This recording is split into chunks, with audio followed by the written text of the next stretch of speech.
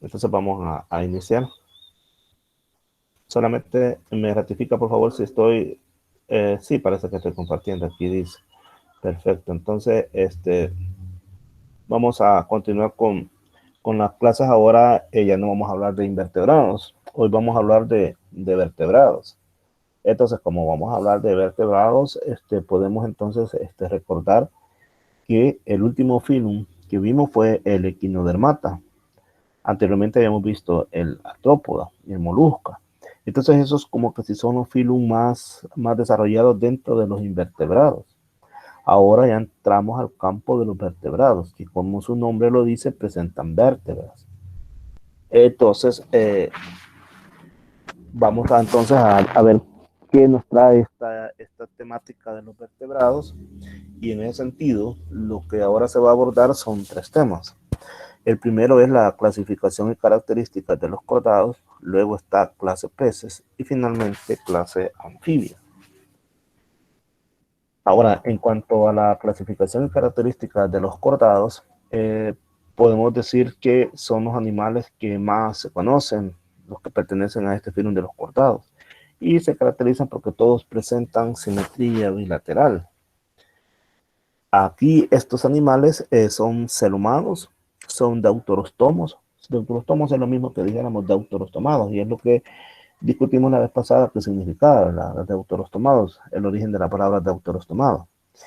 Y este filum, como es bien grande, se clasifica en tres subfilum, que son el urochordata, el cefalochordata y el craniata. Y en el caso de los cefalochordata se conocen como cordados invertebrados, así se los llama.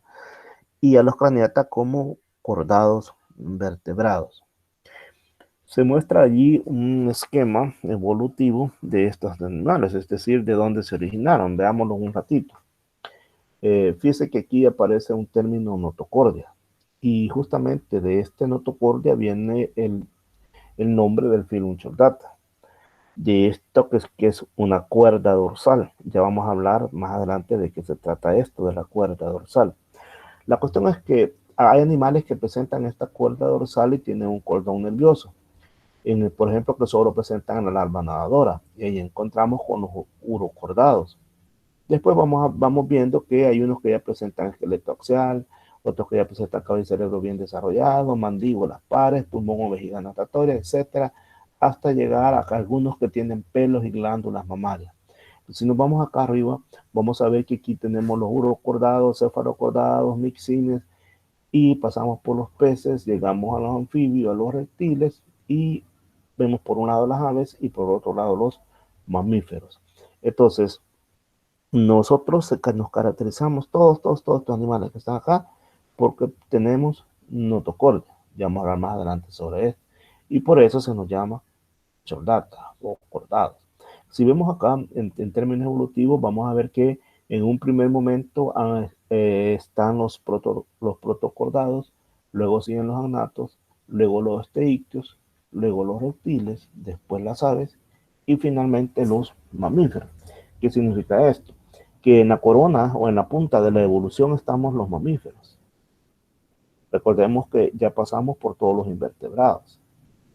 Vimos anélidos, vimos nemátodos, vimos poríferas con los más primitivos, finalmente vimos artrópoda, equinoderma y otros más. Y ahora pues estamos viendo cordados. Acá tenemos una imagen sobre estos cordados, específicamente de los vertebrados. Los vertebrados son cordados, o mejor dicho, somos cordados. Y nos dividimos en dos grandes grupos, los que tienen sangre caliente y los que tienen sangre fría. Dentro de los de sangre caliente estamos nosotros, los mamíferos, junto con las aves y también junto con los peces.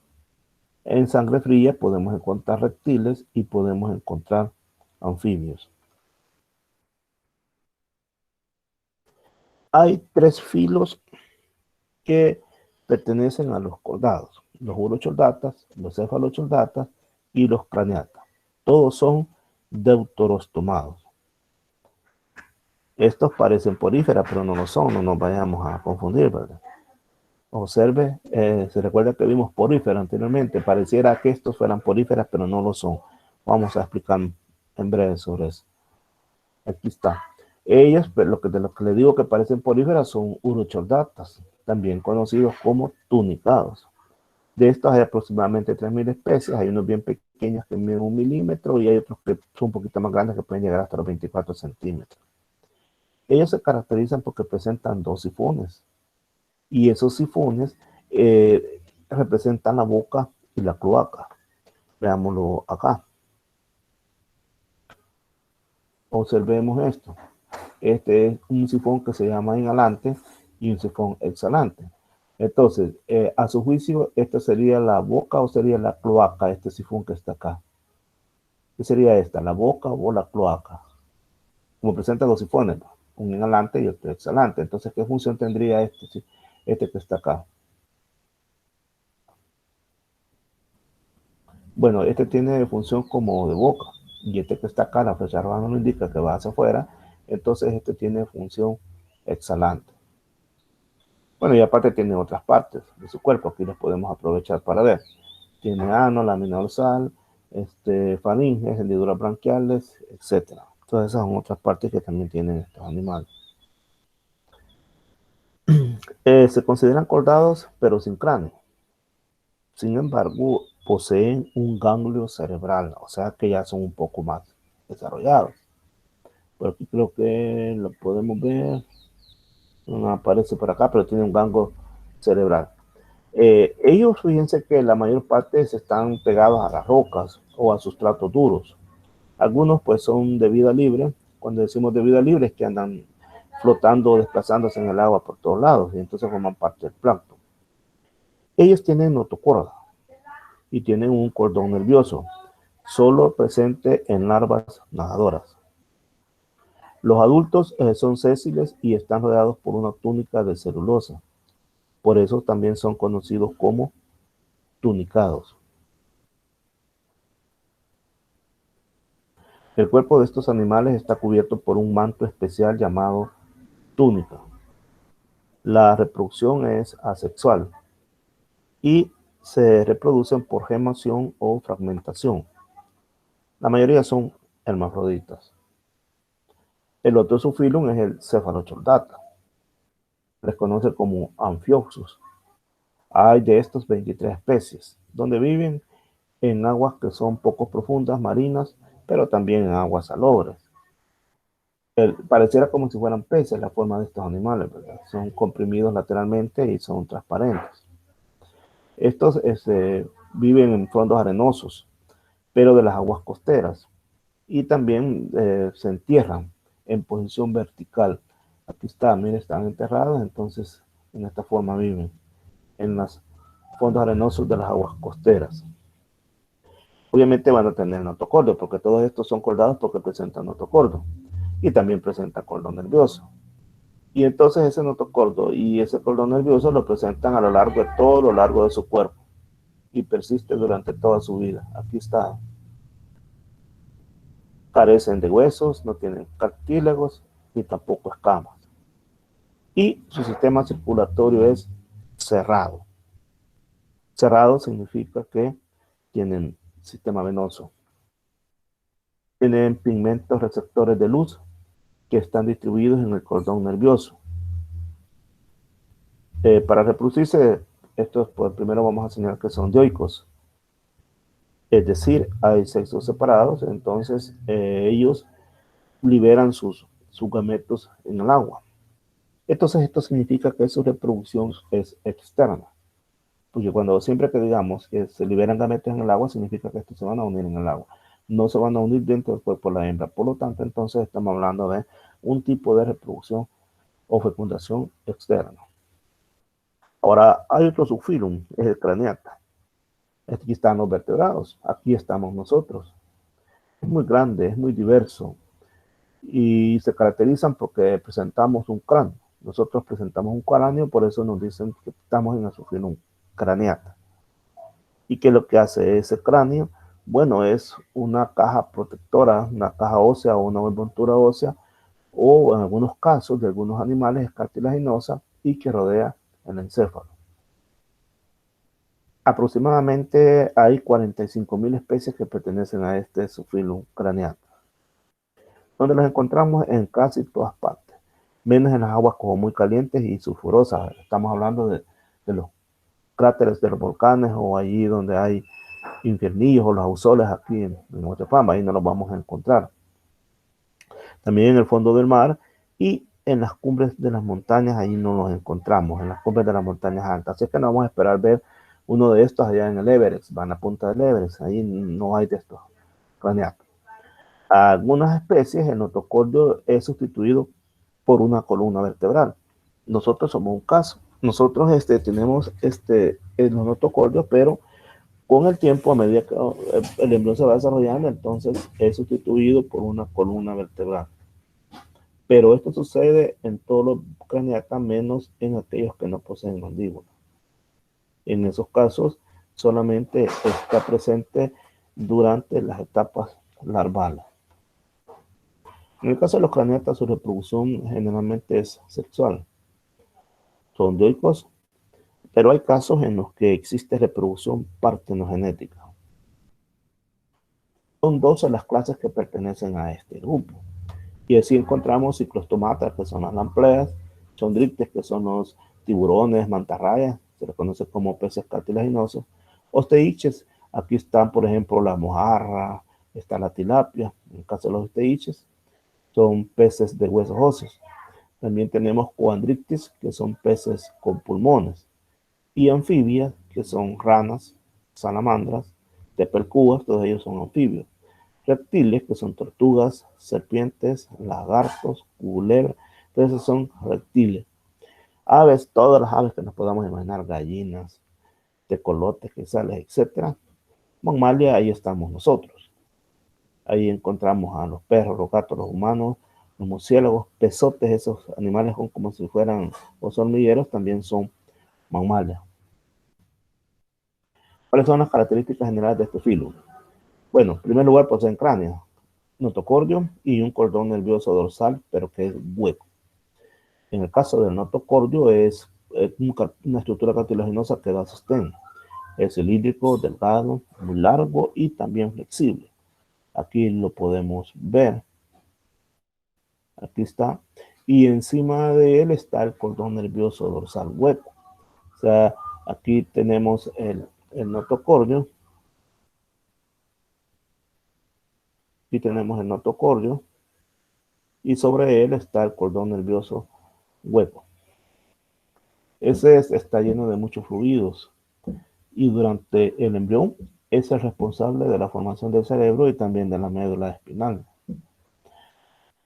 Otra característica es la presencia de hendiduras faringeas, que en el caso de las especies terrestres se observa únicamente cuando está desarrollándose el embrión. La gran mayoría de representantes de Cicefilum presentan una cola postanal, presenta simetría bilateral, segmentados y celoma bien definido, como una membrana llamada peritoneo. Llegamos entonces a este cuadro que nos muestra un resumen de la presencia de las características de los cordados en diferentes estadios. Por ejemplo, aquí vemos la característica, el estadio y vemos el caso de los urocordados. Por ejemplo, la característica cordón nervioso dorsal y hueco está presente en el caso del estadio larval, presente en el caso de los urocordados, presente en los cefalocordados y presente en los craneados. Ahora, ese cordón nervioso dorsal y hueco está en el caso adulto, está ausente en los urocordados, está presente en los cefalocordados y en el caso de los vertebrados se modifica hasta que forma el cerebro y la médula espinal. Y así puede ir leyendo ustedes cada una de estas características y lo van viendo. Por ejemplo, las hendiduras faringeas van a ver el estado larval y van a ver si está presente o ausente. En el caso de las larvas y en el caso de los adultos igual. Después van y ven el caso del notocordio. Este caso del notocordio es bien interesante. Presente en el estado larval en todos, pero presente solamente en algunas especies de urocordados, presente en los cefalocordados y en el caso de los vertebrados está presente, pero finalmente se modifica hasta que se forma la columna vertebral. En el caso nuestro, esta notocordio está en el embrión, pero cuando el embrión tiene aproximadamente 4 meses, empieza ¿cómo se llama? El notocordio empieza a cambiar y empieza a transformarse en condrocitos. Los condrocitos son células cartilaginosas que después posteriormente van a formar la columna vertebral. Entonces, por si no nos ha quedado claro, de todos estos animales de los que he estado hablando, todos estos somos cordados, porque aquí estamos nosotros, porque tenemos notocordio. Y ese notocordio quiere decir cuerda, cuerda dorsal. Ese notocordio nosotros lo tenemos al menos en una etapa de nuestra vida. En el caso de los humanos, lo tenemos en etapa embrionaria, los primeros meses. Ahí está el notocordio, los primeros meses. Después, ese notocordio va cambiando y se transforma en una columna vertebral cartilaginosa. Ahora, en el caso de otros animales, está igual presente en la larva, como los que hemos mencionado, los estados larvales móviles. Por eso es que nosotros somos cordados, por la presencia de esa cuerda. Muchas veces esa cuerda termina en cola. Por ejemplo, en los perros, los gatos, los tigres, se extiende y forma esa cola, la coxis. Nosotros tenemos también cola los humanos. Lo que pasa es que nuestra cola es pequeñita. Está al final de la columna vertebral y se le llama coxis. Esos son vestigios de lo que fue el notocordio. Entonces quiere decir que la rana, los sapos, las iguanas, las culebras, los peces, los cefalocordados, los urocordados, los humanos, todos nosotros en un momento de nuestra vida tenemos notocordio. Por eso somos cordados. Bien, aclarando eso, vamos a empezar a ver las principales clases. Y vamos con la clase peces. Fíjese que el término clase peces casi ya no se usa. Más bien se dice grupo peces. Ahora se prefiere mejor hablar de clases en particular. Por ejemplo, la clase Chondrichthyes. Allí están viendo ustedes tiburones. Justamente vamos a hablar de los tiburones en este momento. Chondrichthyes, hay tiburones, pero no solamente tiburones. También hay rayas, hay mantarrayas y hay quimeras. Quimeras parecen a los tiburones. Estos, al parecer, evolucionaron de unos peces que se conocen como placodermos y pertenecen a la superclase Natostomata. Natostomata significa que tienen mandíbula. Hay clasificaciones más recientes y señalan a la clase Elasmobranchomorphi y a las subclases Chondrichthyes y Placodermes. Es decir, que más recientemente ahora resulta que ya no lo ven como clase, sino que como subclase, y lo incluyen dentro de la clase Elasmobranchomorphi. Y acá incluyen Chondrichthyes y Placodermes. Estas son cuestiones de taxonomía, ¿verdad? Que constantemente están cambiando las opiniones de los taxónomos y eso obliga a plantear nuevas ubicaciones. Pero ¿cuáles son las características de estos animales?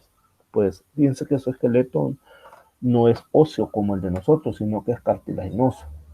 Pero ese cartílago a ellos, estos animales, les ofrece una gran adaptabilidad, porque son bien flexibles. Estos animales por naturaleza son cazadores la mayoría y necesitan ser bien ágiles, entonces su cuerpo cartilaginoso se lo favorece.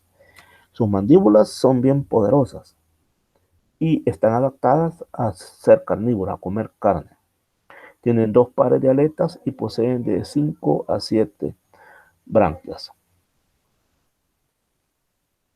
Siempre hablando de esta clase, tienen dientes puntiagudos y muy filosos. Su piel es como si fuera lija y tiene escamas placoideas. La cabeza es aplanada ventralmente, tiene una cola asimétrica heterocerca. Cola asimétrica significa que es más larga de un lado y más corta del otro lado. Eso significa que es asimétrica. Detectan a sus presas por campos magnéticos que ellos producen en su línea lateral. Y eso les permite a ellos sentir las vibraciones de otros organismos. Esto es muy importante, porque cuando otro animal se va desplazando, emite vibraciones. Y entonces ellos detectan a esos organismos por medio de campos magnéticos. Esos campos magnéticos son producidos por las vibraciones que emiten los otros organismos que se van desplazando. pero se emiten porque estos animales tienen una línea lateral. Y esa línea lateral tiene sensores y esos sensores emiten ese campo magnético. Una vez lo emiten, el animal detecta quién anda por ahí. Les vamos a llamar también a estos como elasmobranquios, así como lo vimos acá. Por eso estamos usando el término elasmobranquio, porque vamos a considerar que también pertenecen a esta clase.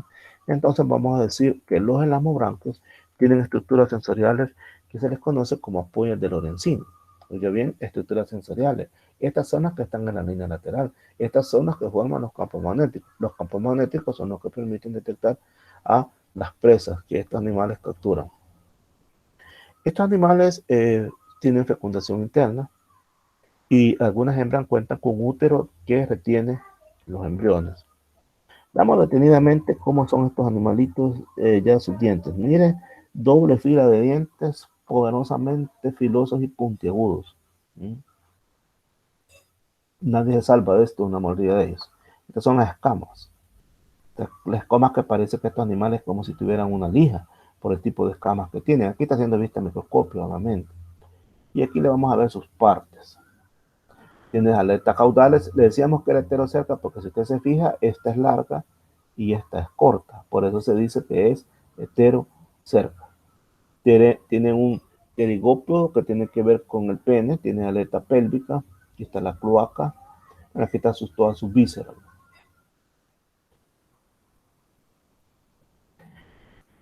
Bueno, los tiburones, ellos, la adaptación que ellos tienen es alimentarse de peces que anden nadando libremente.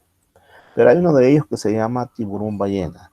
Él se alimenta, pero de filtros de plancton. También hay otros que se conocen como rayas y mantarrayas. Ella, su especialización es básicamente bentónica. Bentónica quiere decir en el suelo del mar, pero a poca profundidad. Para ellos entonces sus ojos se han desplazado hacia la superficie dorsal de la cabeza y estos tienen párpados. Además, para poder respirar, el agua no entra por la boca, como en el caso de los tiburones, sino que estos animalitos tienen un hoyo que es como un espiráculo y tienen una válvula donde está entrando el agua.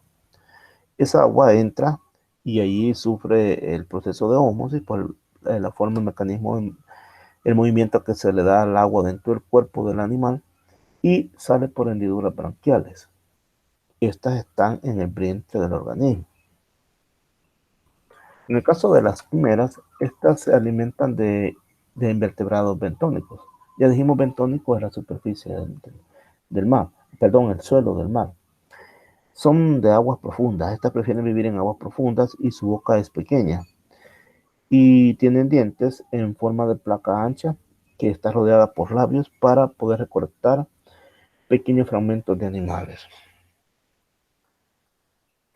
Ahora veamos la clase Octeistes.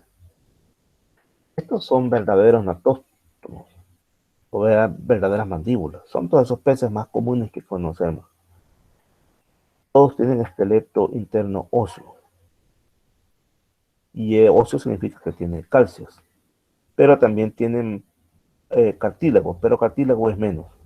Piezas de cartílago son menos. En el caso de estos animales, si los unimos con los condrictios, o sea, con los cartilaginosos, son los peces que más conocemos y que y son los más conocidos. Tiburones, mantarrayas, más estos peces son los que sabemos que son peces y antes los ubicaban como la clase Pisces, pero ya no se usa ese término. ¿De dónde vienen estos animalitos? Al parecer vienen de un animal que no tenía mandíbula, un agnato. Este se fue desarrollando y dio origen por una parte a los anfibios primitivos, por otro a peces óseos y por otro a los cartilaginosos. Incluso de aquí parece que salieron también lampreas, que esos son agnatos vivientes, es decir, peces sin mandíbula, y de estos existen. Podríamos entonces decir que en cuanto a su origen, se originaron de ostracodermos sin mandíbulas y de ahí evolucionaron a placodermos. Los placodermos posteriormente se diversificaron en condrictios, cuanictios y osteictios. Los actinopterillos primitivos, o sea, estos mismos de los que estamos hablando, ese es el otro nombre que reciben, los actinopterillos, los primitivos, ellos fueron sustituyendo el cartílago por material óseo. Y no solamente ahí se dieron cambios, también las aletas desarrollaron radios. Por eso formaron aletas radiadas y con apariencia de pergamino muy delgadas. Los primeros osteícteos se parecían a Polypterus senegalus. Este pez existe, por lo tanto es un fósil viviente. Existe en los ríos africanos, obsérvelo y va a ver usted que no se parece nada a los peces que nos comemos por ahí o que vemos en los acuarios. Observe, miren las aletas. Este pez existe. Mire cuántas aletas tiene este. Y mire estas que desarrolladas. Estos animales existen, son fósiles vivientes. Se supone que los primeros osteícteos se parecían a polípteros, así se llama esto. En otras palabras, la tilapia, la mojarra, el boca colorada y todos esos, sus antepasados eran parecidos a esto. Estos animales se caracterizan porque presentan vejiga natatoria. El tiburón no, fíjense. El tiburón no tiene vejiga natatoria. Porque el tiburón ese no descansa, anda para arriba y para abajo a unas grandes velocidades. Entonces la vejiga le dice el estorbo, entonces él no tiene vejiga natatoria. Esta otra especie sí la tiene. ¿Y pero cómo es que funciona esa vejiga? ¿Qué es lo que hace? Bueno, aquí están involucrados gases con el funcionamiento de esta vejiga. Resulta que si aumentan los gases desde la sangre hacia la vejiga, entonces aumenta la flotación. Y eso determina que el animal se eleve cuando está aumentando los gases desde la sangre hacia la vejiga. La idea es que flote y una vez que flote se eleva. Entonces el paso de gases es en dirección opuesta, ocasiona que el animal se hunda. Esto permite entonces que el animal se eleve o se hunda. Cuando veamos un pez entonces que de repente está arriba, está abajo, quien está entrando en funcionamiento ahí es la vejiga natatoria. Pero ¿cómo funciona esta vejiga? Posee, para poder funcionar, necesita de una glándula roja, también conocida como cuerpo rojo o cuerpo del gas, cuyo papel es llenarla con oxígeno principalmente. Y en la región posterior existe una zona de absorción llamada porción oval. Entonces, la glándula roja y la porción oval se encargan de regular la presión de los gases que hay en la vejiga. ¿Y cómo es que lo hacen? Porque secretan o absorben esos gases. Y eso permite que el pez siempre tenga una flotabilidad neutra. Es decir, que el pez no va a estar gastando energía en andar flotando. Eso es muy importante. Se mantiene flotando libremente sin estar haciendo un gran esfuerzo para estar gastando energía. Si nosotros quisiéramos saber cuál es la vejiga, entonces vemos un pez y si tenemos mucho cuidado al abrir, vamos a descubrir que la vejiga tiene esta forma. Hay peces en los que se distingue bien fácilmente esta vejiga. Entonces, este es un ejemplo de una vejiga en un pez. Muchas veces cuando uno va a abrir los pescados, como ya están muertos, esto ya está desinflado. Y hay veces que cuando uno pasa el bisturí y la rompe.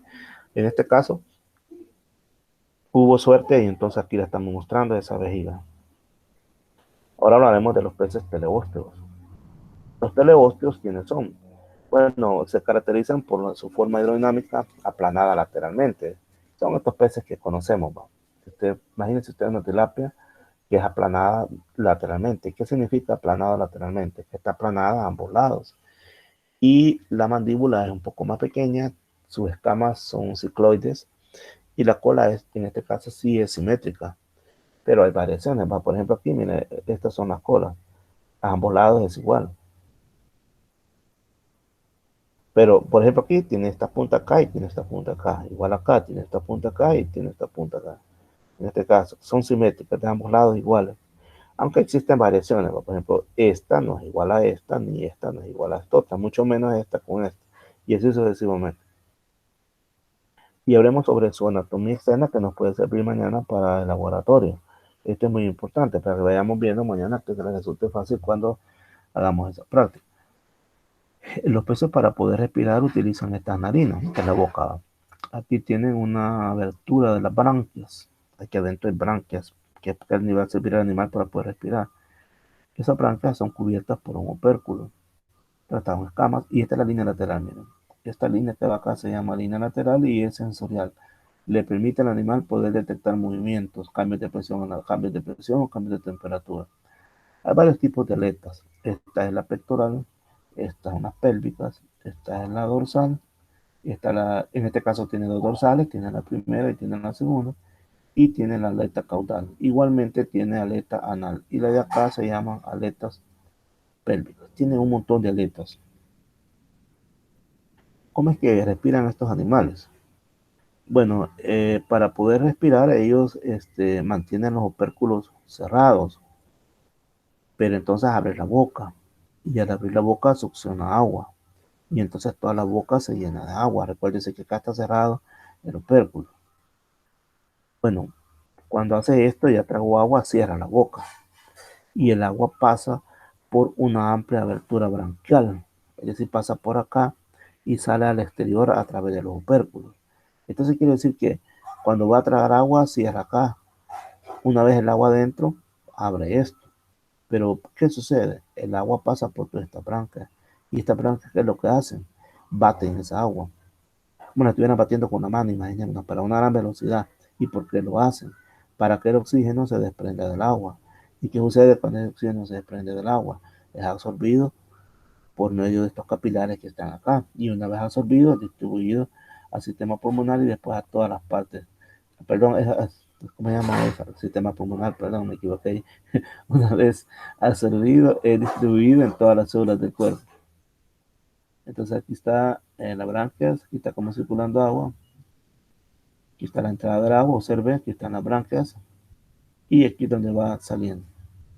Hablando de pulmones, hay peces que sí tienen pulmones, son los arcopterillos, ellos sí tienen pulmones. Incluso esos peces, aunque viven en algunos ríos ahí en África, y cuando esos ríos se secan, ellos andan por ahí siempre en esa zona, porque sí tienen pulmones. Estos obviamente no, esto es lo que tienen son branquias. Hablemos acerca de la vista. Los ojos de estos animales no tienen párpados y tampoco tienen glándulas lagrimales. Tienen cristalinos esféricos muy sobresalientes, va a observar que grandes. Y como están ubicados a ambos lados de la cabeza, eso le permite al pez ampliar su campo visual. Es decir, entonces que los ojos en estos animales son laterales porque están a un lado de la cabeza. Nosotros, los humanos, nuestros ojos son de posición frontal, hacia el frente, hacia adelante. En los animales están a los lados, en estos pescados a los lados, por eso es lateral. Ellos para poder enfocar una imagen sobre la retina, entonces acercan o separan el cristalino mediante el ligamento que lo sostiene. Quiere decir que esto se está moviendo constantemente para poder enfocar una imagen. Los animales están adaptados a una visión cercana y también de poca luz. En cuanto al tacto, como están en un medio líquido, entonces una vibración lenta, en este caso, puede ser percibida ahí desde muy lejos, bien distinto al medio aéreo. En cambio aquí no, en el agua no. Y entonces ahí viene a actuar la línea lateral, que es la que está acá. Esta es la línea lateral, esta que es la que va a captar las vibraciones. ¿Pero por qué? Porque en esa línea lateral, ¿cómo se llama? Hay una serie de receptores, están unas células sensoriales que tienen células de soporte, que tienen una sustancia gelatinosa, y mire, estas células están conectadas a nervios. Y entonces aquí vemos cada una de estas células que van conectadas a un nervio. Esta es la parte de la epidermis, la escama. Aquí hay una sustancia gelatinosa. Esta sustancia gelatinosa es la que permite que viajen los estímulos y sean captados por estas células. A todo esto se le conoce como órgano de Liena. Todo esto es un órgano de Liena. Entonces aquí se captan las vibraciones, son enviadas a cada una de estas células y estas células las envían a este nervio. Y el nervio le avisa al pez qué hacer: acercarse a un lugar o alejarse de un lugar. Entonces el tacto en estos animales funciona con base a la línea lateral. Y la línea lateral es su principio de funcionamiento. Pero también hay papilas táctiles distribuidas a lo largo de todo el cuerpo. son bien abundantes en las barbas o en los barbilones y en la línea lateral. Decía entonces que esta línea lateral es tan importante que le permite percibir ondas de presión en el agua. También estos animales tienen la capacidad de oler y para eso tienen el olfato. Y entonces es un sentido a distancia que le permite detectar presas, enemigos, presencia de un curso de agua, etc. Y aquí está una narina. Y esas narinas tienen una estructura que se conocen como rosetas olfativas. Veámoslas más de cerca. Aquí está, ¿eh? Como que si fuera la nariz. Entonces aquí es donde ellos respiran. Los peces poseen otros orificios, y son los que decíamos que se conocen como harina.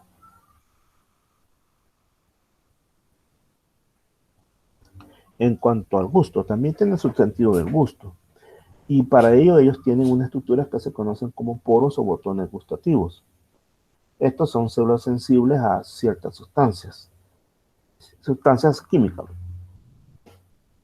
que pueden estar relacionadas con los alimentos que están distribuidos al interior de la boca, faringe, esófago y el epitelio bucal. Entonces veamos cómo son estos poros o botones gustativos. Tiene más o menos esta forma. Al final la idea es que se conectan con un nervio. Entonces todos los estímulos que captan acá los envían al nervio. Y el nervio al cerebro, entonces el cerebro ahí decide si seguir comiendo o no seguir comiendo. También estos animales tienen su sentido de audición, que está relacionado con el equilibrio. Muy importante. También es importante señalar que acá no vamos a encontrar un oído como el nuestro, es decir, no hay oído externo ni tampoco medio, solamente hay oído interno. Y hay una serie de canales que contienen también una sustancia que se conoce como endolinfa. Y que cuando el pez se mueve, ese líquido que conocemos como endolinfa lo nota y lo transmite al sistema nervioso. Y el sistema nervioso va a tomar la decisión si regula la posición del pez, si acaso fuera necesario. Bastante complicado esto es la audición en el caso de los peces, ¿va? Tiene un montón de funciones. No solo con oír, sino que también con la parte del equilibrio. Para su reproducción, esta es externa. Y ya dijimos que es externa cuando se unen los gametos en el agua. Una vez que los huevos han sido liberados, los machos los reciben con su semen para fertilizarlo. Veamos esta animación que está acá. Observen. Ah, perdón. Allí tenemos que está la hembra, lo vamos a ver, dámoslo de nuevo, la hembra va a liberar los huevos, el macho los va a fertilizar con sus espermatozoides. Una vez que han sido fertilizados, se forman cigotos, es decir, se une el espermatozoide con el óvulo. Después lo vamos a ver nuevamente. Observe.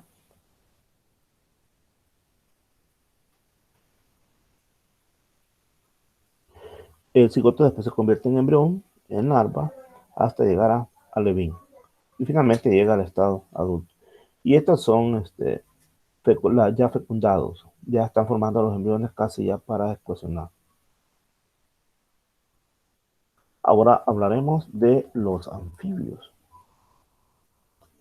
Y al hablar de los anfibios nos estamos refiriendo a todos estos animalitos que son los renacuajos, las ranas, las salamandras, las tepolcúas, que muchas veces las confundimos con culebras y no lo son. La gente se asusta y dice, ah, una culebra.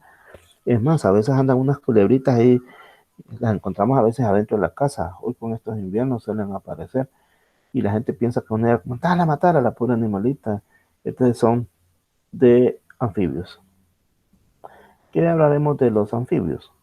Sus características generales, su morfología y fisiología, la forma en que se reproducen y la forma también en la que se clasifican. ¿Cuáles son las características generales de los anfibios? Bueno, estos animales son terrestres, pero siguen ligados al agua. Voy a explicarle eso.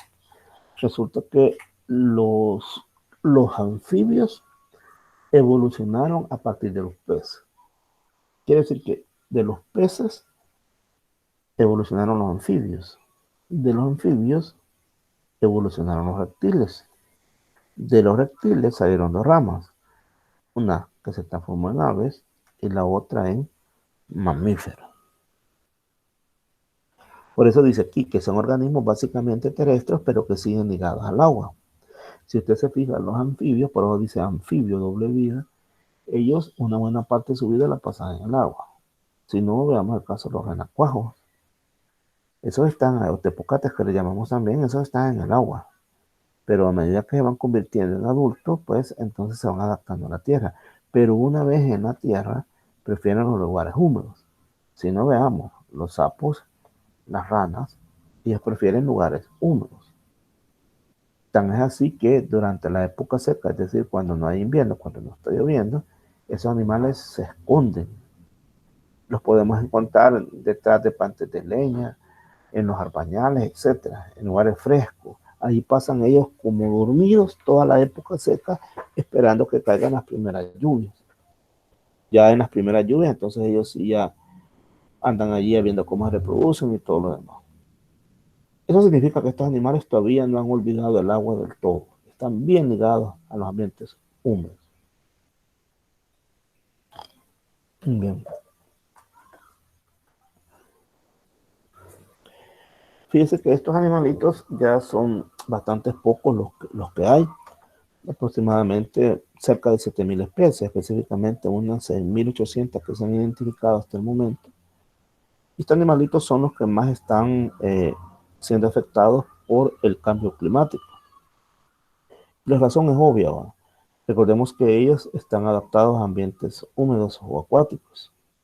Y entonces estas grandes sequías y todo eso a ellos les afecta enormemente. Entonces, son los que están siendo más afectados. Y aparte de eso, son pocas las especies, entonces corren un riesgo de extinguirse. Allí los animalitos que está viendo usted le podrán parecer extraños porque podrán parecer iguanas. Observa que este pareciera iguana, esta otra, todas estas parecieran iguanas. Estas son salamandras. Recordemos que de estos animales surgieron los reptiles. ¿Y cuándo aparentemente se originaron los anfibios? Hace unos 350 millones de años. ¿Y de dónde? Pues de Sapropteritus, que son un tipo de peces óseos. ¿En qué periodo? En el Devónico. Hace nada más y nada menos que 350 millones de años. Ha tardado la naturaleza en hacer a los anfibios como son actualmente. Siguiendo con las características generales de esta clase, donde están, pues están prácticamente en todas partes del mundo, son cosmopolitas.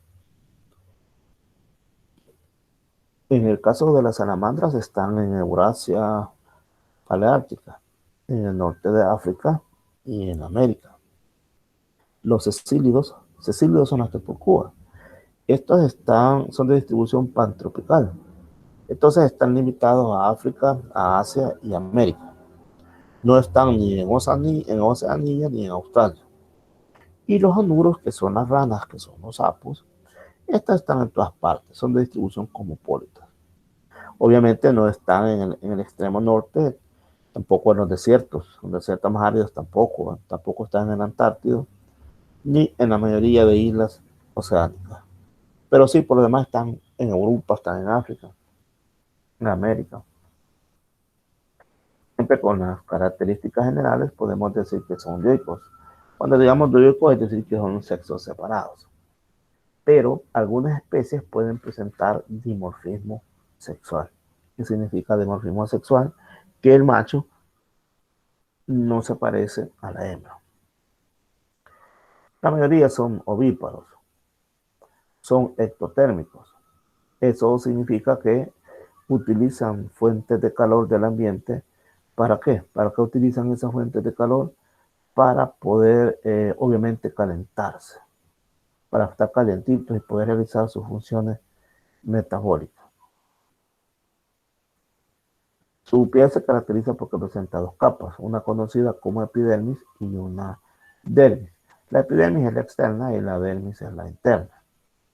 Y posee un montón de células especializadas conocidas como cromatóforos, que son las que les dan el color. Por ejemplo, en esta ranita, ese que está aquí, el color se lo van a dar esos cromatóforos, igual que esta.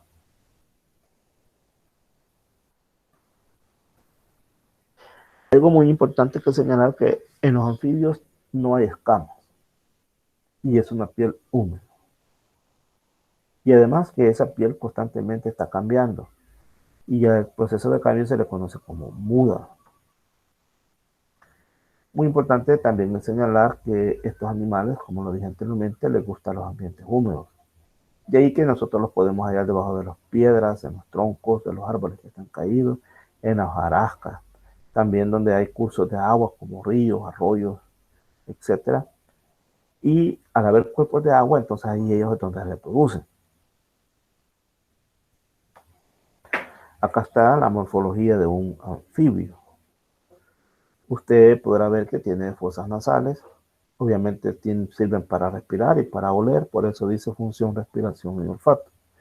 Tienen unos grandes ojos y los ojos en estos animales tienen 3 párpados. Está su boca muy grande, por cierto. Tienen dientes solo arriba y la lengua está inserida, o sea, insertada por delante y es proyectable. ¿Qué significa eso? Que estos animalitos, como se alimentan de presas pequeñas, por ejemplo, insectos, entonces ellos andan la lengua ahí como encogidita y de repente la sueltan y atrapan a la presa y la alan. Por eso es proyectable. Tienen patas anteriores y también tienen patas posteriores. Las anteriores tienen 4 dedos, las posteriores tienen 5.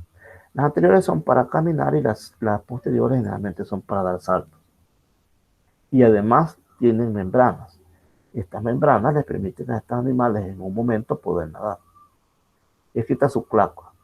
Está formada por el ano, por un orificio exterior y un orificio reproductor. Tu piel, como ya dijimos, no tiene escamas, sino que es húmeda y el tímpano. Sirve nada más para percibir sonidos, no distinguirlos, por eso se dice tímpano, no tiene un oído desarrollado.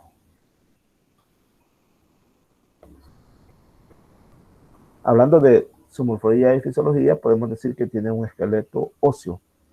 Y obviamente este esqueleto tiene un montón de vértebras. Algunos presentan costillas y otros no tienen costillas. Al parecer siempre hay 2 pares de extremidades, tetrápodos, por eso se le dicen tetrápodos, quiere decir 4 patas. Su sistema locomotor se caracteriza porque tiene un músculo esquelético que está especializado para poder saltar y también para poder nadar. Los anfibios, la mayoría son carnívoros. ¿Y de qué se alimentan? De pequeños invertebrados. Ahí vamos a ver que se alimentan de insectos, de gusanos, caracoles, babosas, arañas, etc. Sin embargo, cuando estos animalitos son larvas, su dieta es omnívora. Entonces quiere decir que comen de todo. Plantitas, algas y todo. Animalitos y todo. Ya adultos sí se especializan. Ya son, ¿cómo se llama? Carnívoros. Su corazón se caracteriza porque presenta 2 aurículas y solamente un ventrículo. Las aurículas son estas y el ventrículo es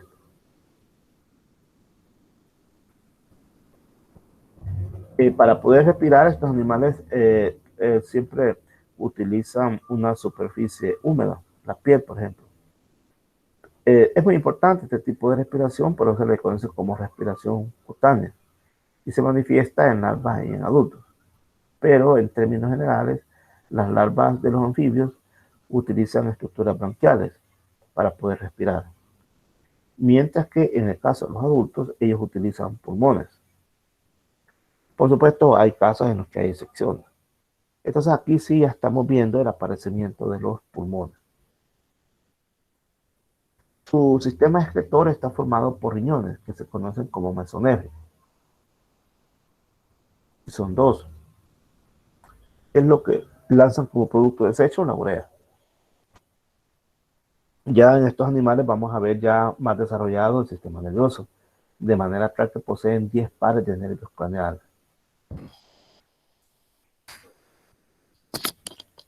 En cuanto a partes también fisiológicas, podríamos decir que la respiración está bien interesante porque tiene mucho que ver con el aparato vocal, es decir, la manera como los sapos se comunican.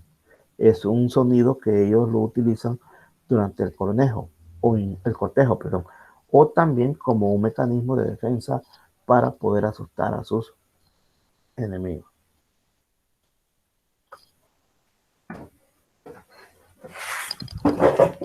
Por otra parte, tienen dos tipos de glándulas alveolares. Estas glándulas son muy importantes porque una se encarga de secretar mucus y ese mucus se encarga de mantener húmeda la piel. Entonces, cuando veamos de que las ranas, los sapos son húmedos, es por eso, porque tienen estas glándulas alveolares. Y eso de mantener húmeda la piel le permite regular la temperatura. Pero también tienen otro tipo de glándulas, que son las que segregan veneno. Y esto obviamente los protege de sus depredadores. En cuanto a la forma como ellos ven, los anúrulos lo tienen más desarrollado. Tienen una abertura pupilar que puede ser dorsal o vertical. Vamos a ver esta glándula. Observen. Glándula paratoidea y glándula lumbar. Recuerde, una sirve para mantener húmeda la piel y otra para sustancias venenosas que los permite protegerse.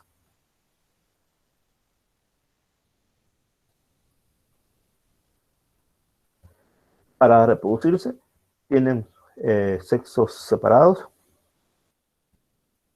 La fecundación es interna en el caso de la salamandra. Esta que está acá es una salamandra. Y también en las cecilias.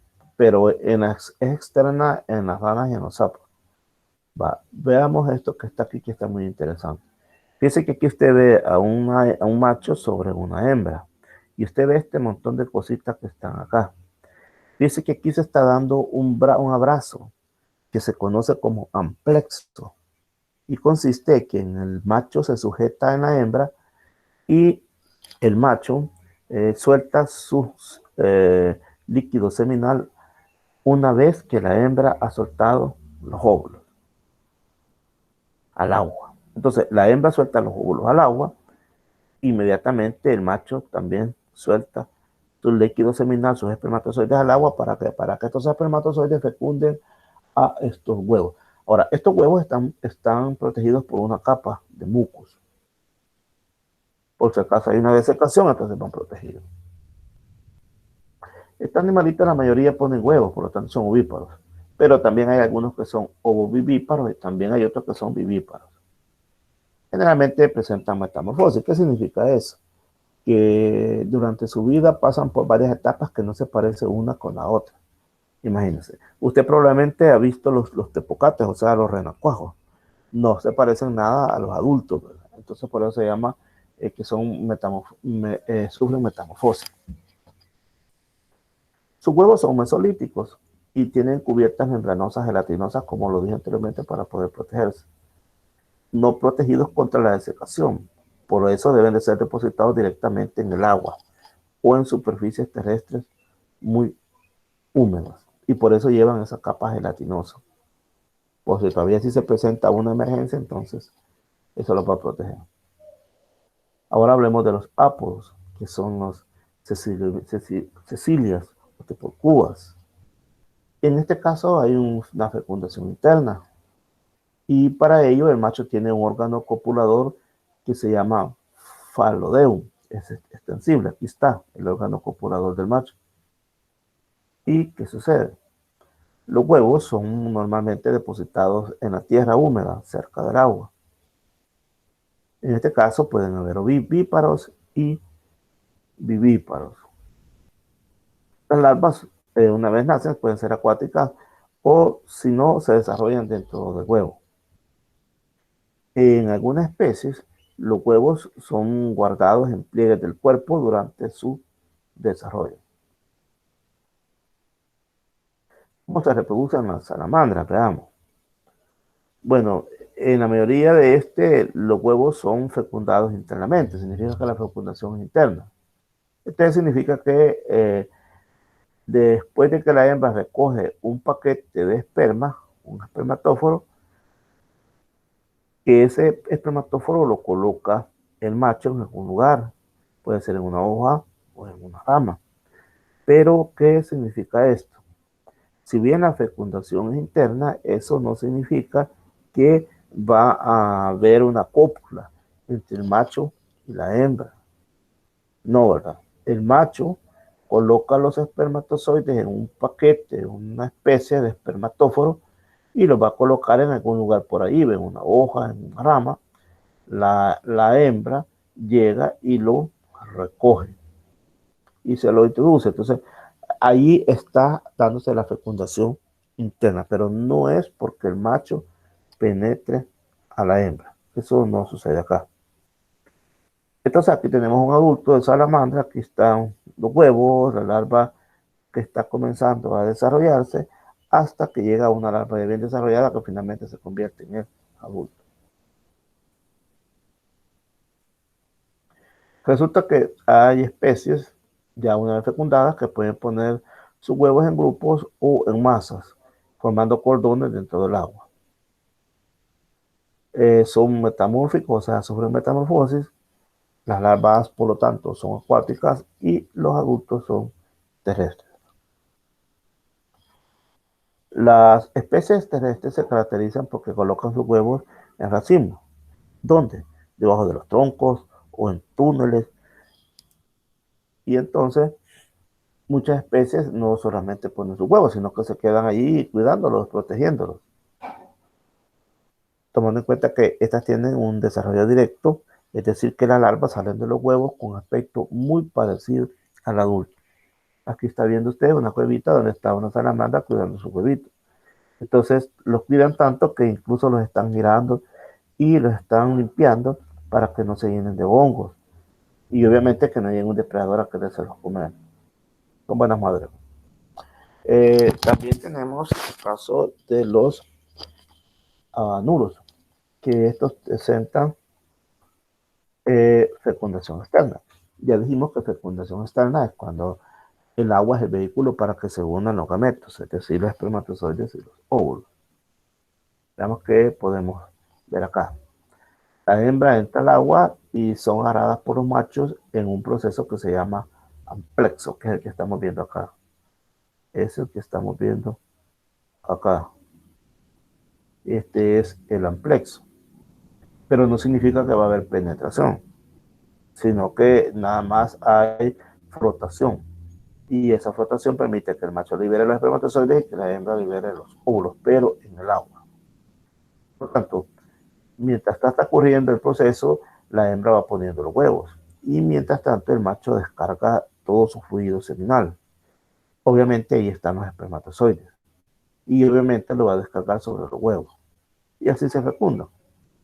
Una vez fecundado, el cigoto comienza un montón de divisiones hasta que se va formando el embrión. Y con el tiempo surge un renacuajo. Veamos. Aquí está el macho abrazando a la hembra. Lo vamos a ver más de cerca. Aquí comienza todo, vamos a ver. ¿Dónde comienza todo? La rana, en el caso de esta ocasión, una rana, está sexualmente madura a los 3 años. Miren cuánto tiempo tarda. Entonces llega el macho y la abraza. Un abrazo que se conoce como un plexo. Entonces, todos los huevos son fecundados según se van depositando. Y aquí están los huevos fecundados cubiertos por sustancias gelatinosas. Si viéramos cada huevo, entonces encontraríamos cómo se van desarrollando. Se va desarrollando la segmentación, se recuerda lo que vimos la vez pasada, blástula, glástula y todo eso. Entonces aquí se va formando el embrión, se va desarrollando la cola. Entonces, una vez con cola, el renacuajo empieza a alimentarse de algas. Bien, y mientras tanto se va desarrollando un pliegue cutáneo que cubre las branquias.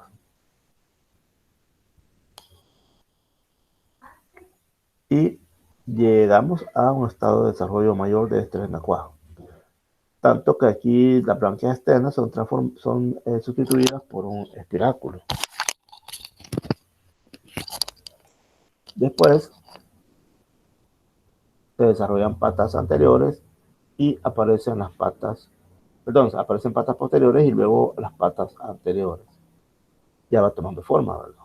Hasta que finalmente aparece la rana. La cola se pone corta y de esta manera completamos la metamorfosis. Así es como se desarrollan las ranas y los zombies. Pero ¿cómo los clasificamos a estos animalitos? Obviamente el reino animal, ¿verdad? Filum soldata, Filum vertebrata, superclase Anatostomata, clase anfibia, subclase Lisonfibia.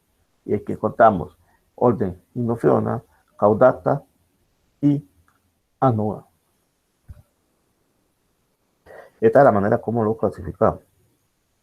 Vamos a hablar sobre el orden Hypnofiona o Hypnofiona, que son ápodos, que son las Cecilia. Aquí está la Thermophis mexicana, que es la famosa Teporcua. ¿Qué pasa con ella? Hay un montón de especies de estas, hay como 660, donde viven enterradas en los suelos húmedos o también en el fango. No tienen extremidades y su amo es terminal. Es un cuerpo bastante largo y delgado que, como les digo, da la apariencia que es una culebra. En estos animales hay vestigios de escamas. Tiene pequeñas escamas en la piel. Sus ojos son bien chiquitos y la mayoría son ciegos. ¿De qué se alimentan? De lombrices, de pequeños invertebrados que están bajo la tierra y su respiración es cutánea por medio de pulmones. Representantes de este orden tenemos la de Porcua. El nombre científico de la de Porcua es Dermophis mexicana. Ese es el nombre científico. Tenemos también el orden Caudata. Esto se les dice así porque tienen cola, son caudados. Aquí hay unas 360 especies. Aquí hay salamandras y también tritones. Mire que cómo podemos encontrar esto. Está la Bolitoglosa eirorea, está en El Salvador, y esta Oedifina taylori. Esta es la más común, ¿verdad? Por lo tanto, están en regiones templadas y tropicales y El Salvador está en esas regiones. Hay una bien chiquita, negritas, delgaditas, que cómo se mueven, y hay otras que son bien grandes, que pueden incluso superar el metro y medio. Imagínense una salamandra de metro y medio, creo que nos asustaría. Es la salamandra gigante de Japón. Estas poseen extremidades, son carnívoras, cazan lombrices, artrópodos, moluscos pequeños, y son representativos la Bolitoglosa eiroreas y Oedifina taylori, que es la que tenemos ahí. Bueno, hemos visto entonces ápodos y ahora estamos viendo los caudatas urodelos. Fíjense que en este caso no vayamos a confundirla con la anterior, porque esta tiene patas, ya la va a ver.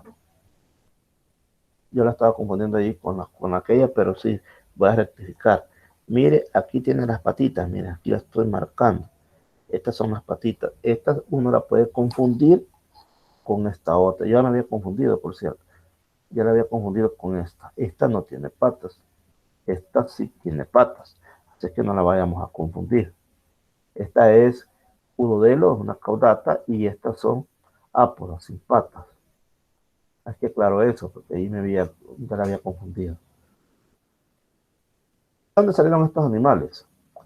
Surgieron como adaptaciones al cambio del hábitat, pero hasta el momento no se han encontrado fósiles. Por su comparación morfológica, se cree que pudieron originarse a partir de los primeros guanictios. Acuérdense que estos son peces primitivos y pasaron del agua a la tierra. Eso también implicó una serie de cambios. No fue así nomás. No fue así nomás que de los peces pasaron a anfibios. Tuvieron que haber cambios. ¿Cuáles fueron esos cambios?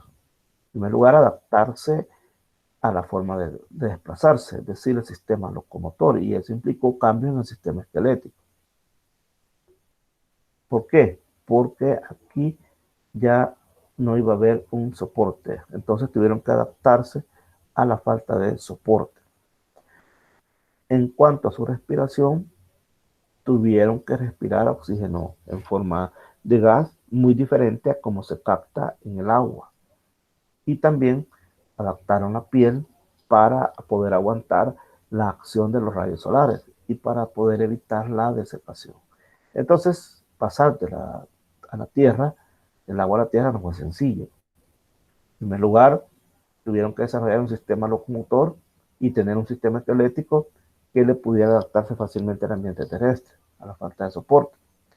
Porque en el agua, la misma agua sirve de soporte. También modificaron toda la forma como ellos respiran, porque aquí la forma de obtener oxígeno en la superficie es muy diferente a la forma que se obtiene en el agua. Y también su piel.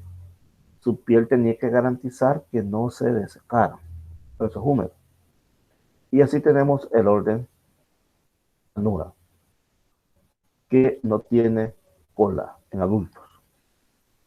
La mayor parte de estos anfibios son la mayor parte de todos los anfibios que conocemos. Comprenden aproximadamente unas 3.450 especies. Están los nombres científicos de unos bien bonitos de estos, de ranita y de sapo. Que se llama Agalisnes moreleti y Incilius lepkeni.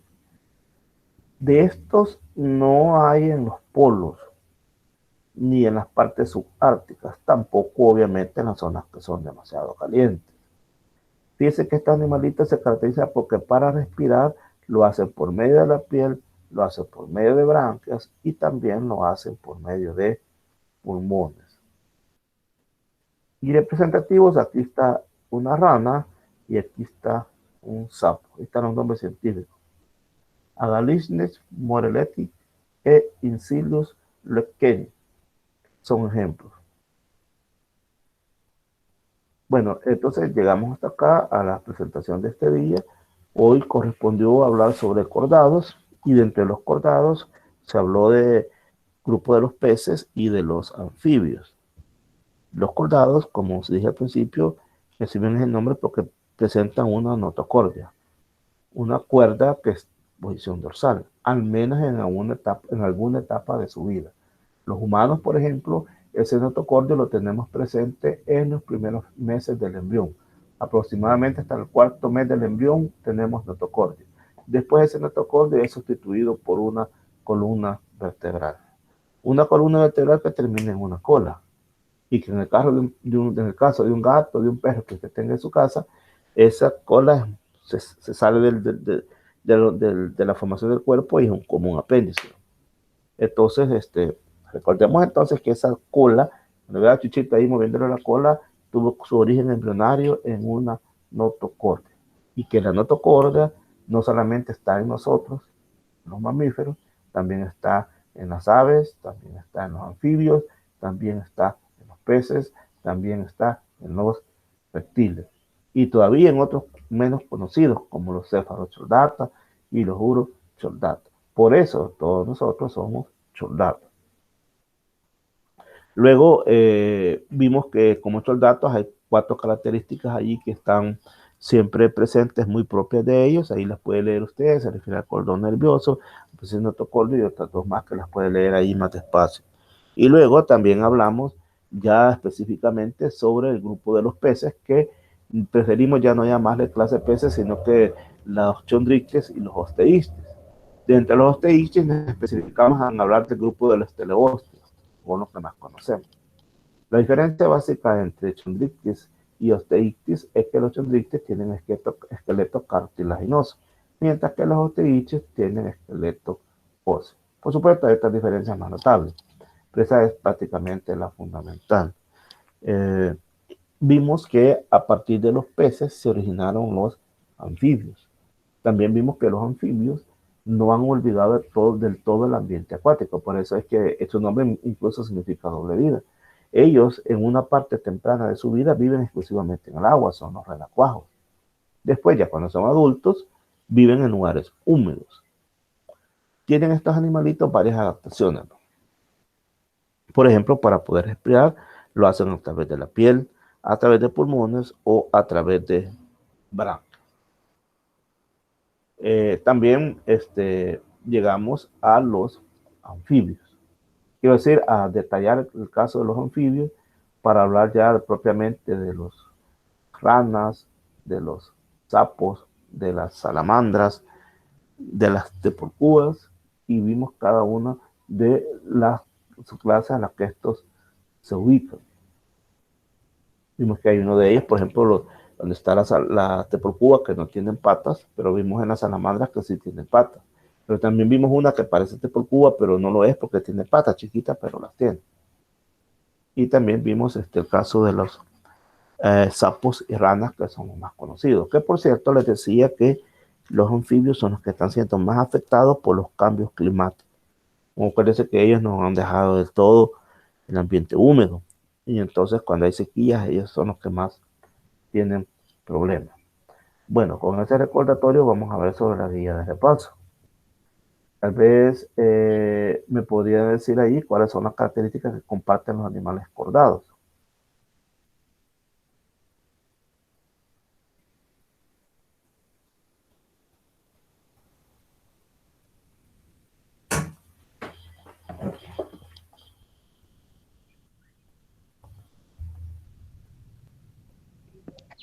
Licenciado, fíjese de que yo no pude realizar la guía, pero pues ya con la explicación que nos dio, ya la voy a llenar. Sí, vaya, mire, fíjese que en la presentación que tengo, que nos enviaron de San Salvador, porque yo no hago esas presentaciones, me las envían. Le digo que ya había hecho la mía, pero de repente me mandaron esto. Entonces, allí aparece ya contestada la guía. Traten de hacerla ustedes y después la comparan para ver cómo, para ver si ¿cómo se llama? Si no se han equivocado, ¿les parece? Por si no la habían, ¿cómo se llama? Si habían salido de clase o algo por el estilo, entonces pueden hacer eso, ¿verdad? Yo comprendo eso, ¿verdad? Sí, está Entonces, bien, licenciado. ¿sabe qué? Les voy a pedir de grandísimo favor. Yo sé que no les gusta, pero me están pidiendo que envíen imagen cuando están recibiendo la clase, que no es necesario que salga su rostro, pueden tomársela así de lado, por detrás, y se las toma alguien, por favor, y me la envían, por favor, porque me las piden siempre.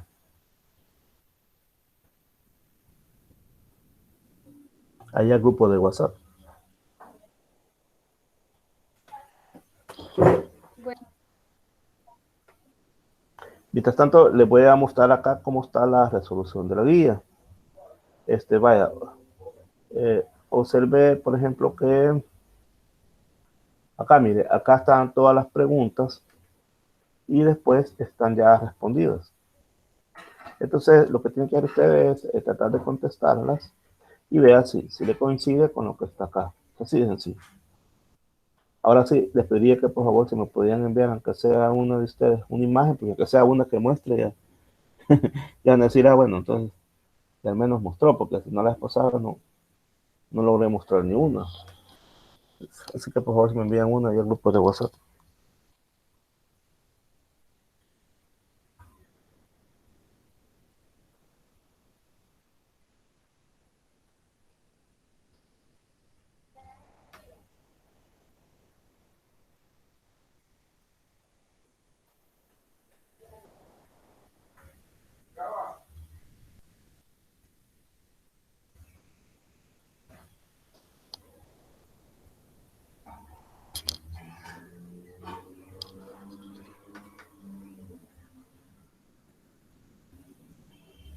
¿Alguna otra pregunta mientras tanto para alguna duda sobre la clase que hemos visto?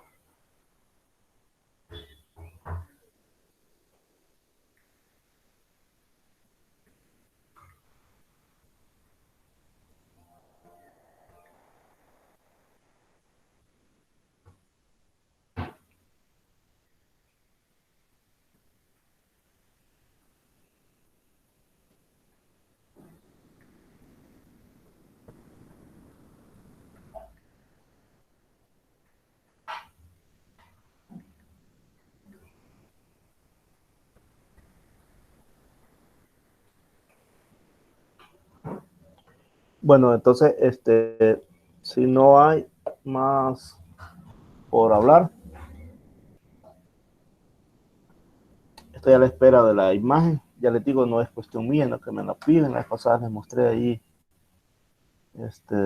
incluso que los demás compañeros de las otras, ¿cómo se llama? Sedes también envían imágenes. Así que, si por favor la pueden enviar.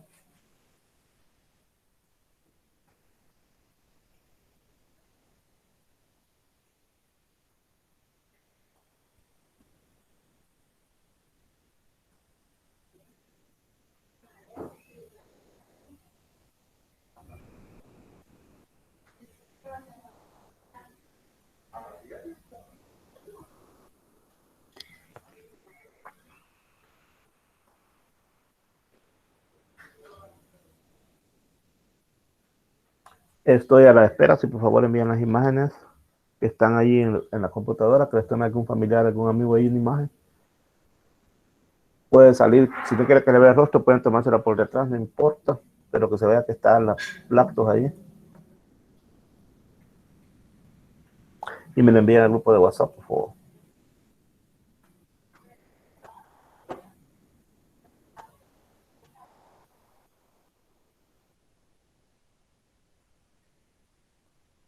Deben de tomar en cuenta que la asistencia a clases también tiene un porcentaje ahora. Es que, bueno, gracias, Eva. Ya está llegando ahí, vamos a ver. Va, Sí, excelente. licenciada, ya se la mandé. Va, excelente, creo que con esta ya basta. Con esta es suficiente. Va, entonces solamente les quería decir que traten de asistir a clase porque tiene un porcentaje. Si usted ve en su cuadro de notas, ya aparece. Entonces, si no viene a clase, hoy no va a poder ganar, creo que es el punto 50, creo que es algo así. Es conveniente entonces que estén viniendo a clase. Ah, bueno, miren, antes que nada, quiero ver acá, antes que nos vayamos, quiero ver acá la cuestión esta de esto importante, que lo veamos.